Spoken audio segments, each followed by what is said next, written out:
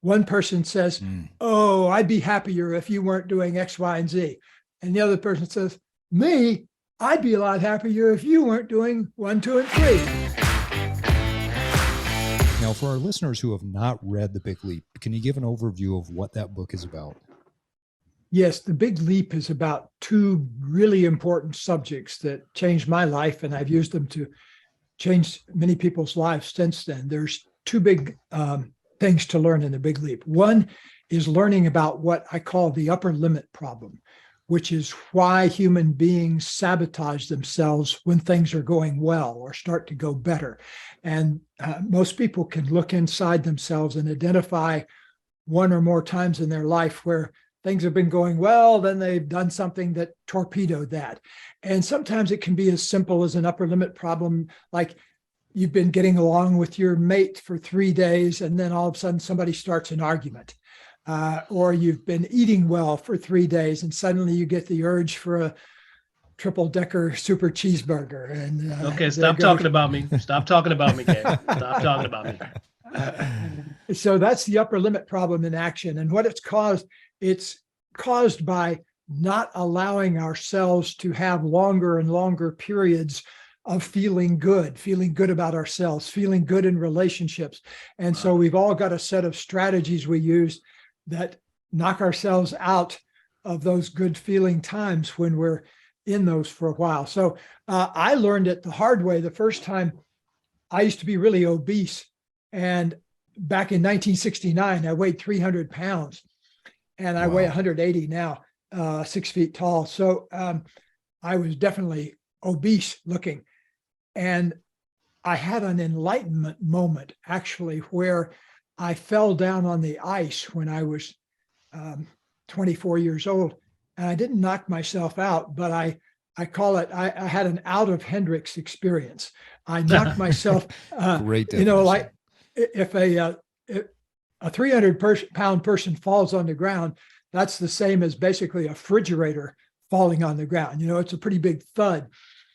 And it knocked me out of my usual perception of myself. And for about 2 minutes, I could feel all of these things that I'd never paid attention to before. Like I could feel there's layers of anger in my body that I had kind of locked in my muscles. And then I could feel a layer of sadness down in my chest that I'd never paid attention to. And I could feel fear down in my belly that I'd never paid any attention to, because what would happen if I started to feel some feelings, I would just go eat something and get my attention away from that. And so for the next year, I changed my diet completely. And I started eating fruits and vegetables and things that I'd never eaten before. And the first month, I lost more than 30 pounds. And then I did something that I began to call the upper limit problem. I was feeling like $1 million. I felt so good after just living on pure fruits and vegetables and good food for 30 days. Lost 35 pounds, lost 2 or 3 pants sizes. And so I was walking down the street in Cambridge, Massachusetts, and I looked to my left through a window, and there was a family of 4 eating a gigantic triple-decker ice cream sundae. And I just lost it. I completely went unconscious, and I went in there and I ordered one of them all by myself. And I sat down and I just plowed my way through this huge bunch of ice cream. And for about 20 minutes, I felt high as a kite from all that sugar. Then I got the worst stomach ache of my life. I was walking down the street when it hit, and I doubled over on the street where somebody said, "Are you okay, sir? Are you okay?" And it was just all of that toxicity hitting my pure stomach for the first time. I was so purified after 30 days. Well, I started calling that the upper limit problem. And I had another one later, but I saw it more clearly the second time. And then the third time, I saw it more clearly.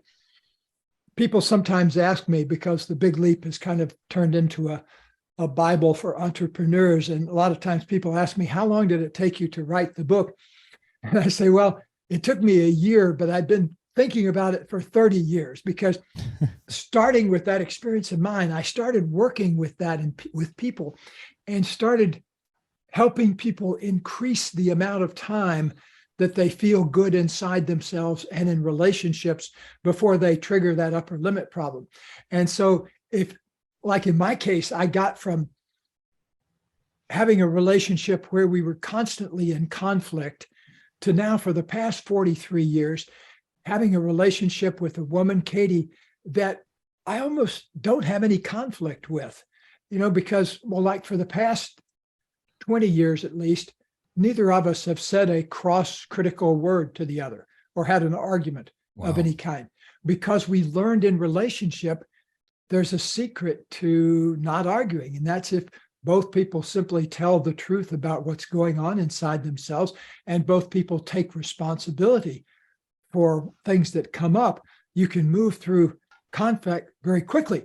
What gets people stuck is that both people dig themselves into the victim position. One person says, oh, I'd be happier if you weren't doing X, Y, and Z.